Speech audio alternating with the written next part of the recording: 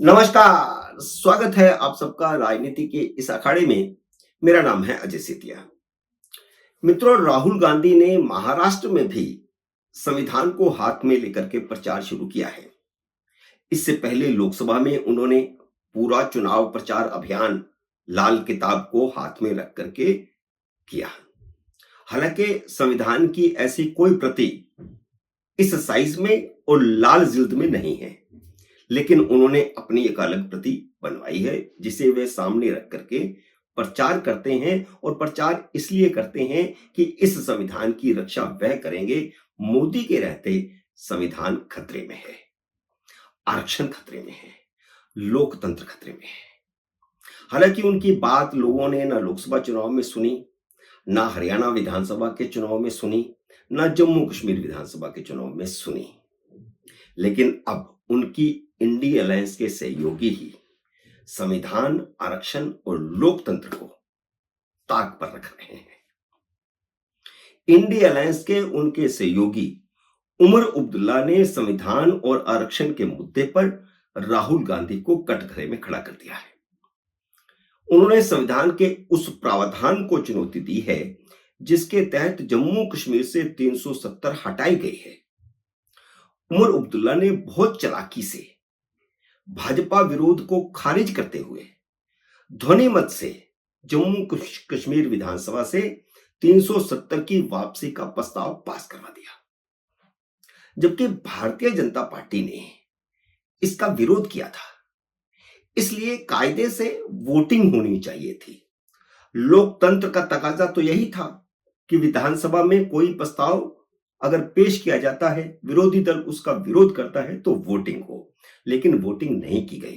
तो लोकतंत्र की हत्या तो सबसे पहले इंडी अलायंस के दो घटक दलों जम्मू कश्मीर नेशनल कॉन्फ्रेंस और पीडीपी ने की।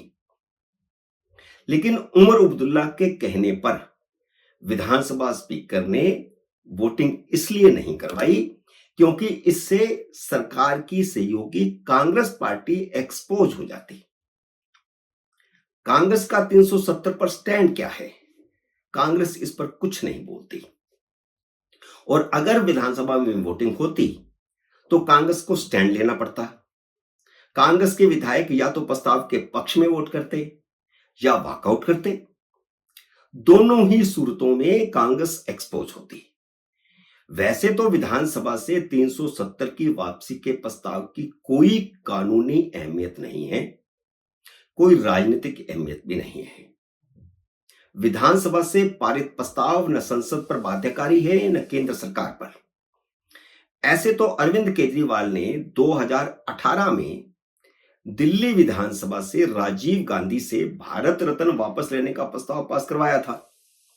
तो ना तो वह केंद्र सरकार पर बाध्यकारी था, ना वह संसद पर बाध्यकारी था। राहुल गांधी अब उसी अरविंद केजरीवाल की झोली में बैठे हैं जिन्होंने उनके पिता से भारत रत्न वापस लेने का प्रस्ताव पास किया। लेकिन जम्मू कश्मीर विधानसभा से पारित प्रस्ताव के राजनीतिक मायने हैं, क्योंकि 370 हटने से पहले जम्मू कश्मीर में सभी को वोट का अधिकार नहीं था। इस प्रस्ताव का मतलब है उनसे वोट का अधिकार छीना जाए जिन्हें 370 हटने के बाद मिला है। जबकि भारत का संविधान हर बालिग को वोट का अधिकार देता है, लेकिन 370 के कारण जम्मू कश्मीर में सबको वोट का अधिकार नहीं था। राहुल गांधी के पिता राजीव गांधी ने ही संविधान संशोधन करवाकर 18 साल के हर नागरिक को वोट का अधिकार दिलाया था। उससे पहले 21 साल के नागरिक को वोटिंग का अधिकार था। लेकिन जम्मू कश्मीर पर काबिज दो परिवारों ने बंटवारे के समय पाकिस्तान से आकर के जम्मू कश्मीर में बसे लाखों लोगों को वोटिंग के अधिकार से वंचित रखा हुआ था। 75 साल से उनको वोट का अधिकार नहीं दिया गया। उन्होंने पहली बार विधानसभा में वोटिंग की है। इसलिए विधानसभा से पारित प्रस्ताव संविधान विरोधी है। इसी तरह 370 की आड़ में दलितों और आदिवासियों को आरक्षण भी नहीं दिया गया था। उन्हें फिर से आरक्षण से वंचित करने वाला प्रस्ताव भी संविधान विरोधी है। दलितों को सफाई कर्मचारी के अलावा अन्य किसी पद पर नौकरी का अधिकार भी नहीं था जम्मू कश्मीर में। किस तरह का संविधान था? 370 के अंतर्गत जम्मू कश्मीर की विधानसभा ने किस तरह के अधिकार अपने पास रखे हुए थे? दलित को वही काम करना था जो उनके पिता कर रहे थे, यानी सफाई का, और किसी नौकरी के लिए भी अप्लाई नहीं कर सकते थे। यहां तक कि भारत का कोई भी कानून तब तक जम्मू कश्मीर पर लागू नहीं होता था जब तक विधानसभा उसे पास ना करे। इसलिए संसद से पारित हर बिल पर लिखा होता था कि यह कानून जम्मू कश्मीर को छोड़कर सब राज्यों पर लागू होगा।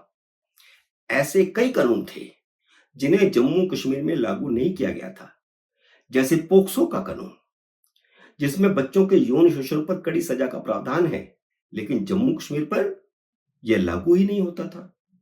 जम्मू कश्मीर से 370 हटाए जाने के बाद भारत के सारे कानून और देश का संविधान लागू हुआ, और नेशनल कॉन्फ्रेंस और पीडीपी ने संविधान और आरक्षण के खिलाफ प्रस्ताव पास करवाकर कांग्रेस और इंडी अलायंस के सभी घटक दलों को कटघरे में खड़ा कर दिया है।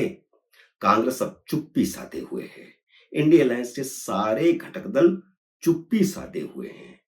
प्रस्ताव उस स्थिति की बहाली चाहता है जिसमें जम्मू कश्मीर में न भारत का संविधान लागू हो, न सबको वोट का अधिकार हो और न आरक्षण लागू हो।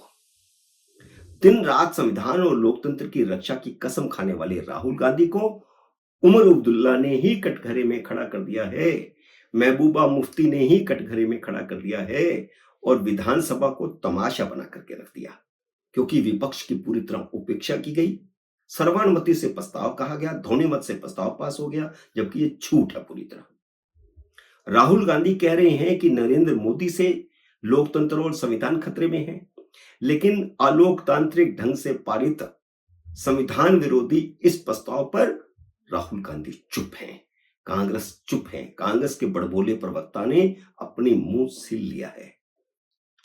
कांग्रेसी विधायकों की चुप्पी भी यह दर्शाती है कि संविधान और आरक्षण विरोधी प्रस्ताव पर राहुल गांधी की सहमति है। जम्मू कश्मीर विधानसभा के प्रस्ताव ने राहुल गांधी के दोहरे चरित्र को उजागर कर दिया है। कश्मीर से ही दूसरा मसला भी उनकी देश और संविधान के प्रति प्रतिबद्धता का इम्तिहान लेगा, वह समय भी आ गया है। यासीन मलिक की पाकिस्तानी पत्नी मुशाल हुसैन मलिक ने राहुल गांधी को चिट्ठी लिखकर अपने पति का मसला संसद में उठाने की मांग की है। दिल्ली की ट्रायल कोर्ट ने यासीन मलिक को देशद्रोह में उम्र कैद की सजा दी है। वे तिहाड़ जेल में बंद हैं। एनआईए ने दिल्ली हाई कोर्ट में उन्हें फांसी की सजा देने की अपील दाखिल की हुई है, जबकि ट्रायल कोर्ट ने सिर्फ उम्र कैद दी है, लेकिन एनआईए गई है हाई कोर्ट उनको फांसी की सजा दिलाने के लिए। और यासीन मलिक ने खुद वायुसेना के 4 जवानों की हत्या की थी, जिसकी गवाह ने पुष्टि भी की थी, लेकिन कांग्रेस हमेशा यासीन मलिक का बचाव करती रही है। कांग्रेस ने यासीन मलिक की मनमोहन सिंह से प्रधानमंत्री कार्यालय में मुलाकात करवाई थी, जिसकी फोटो वायरल हो गई थी।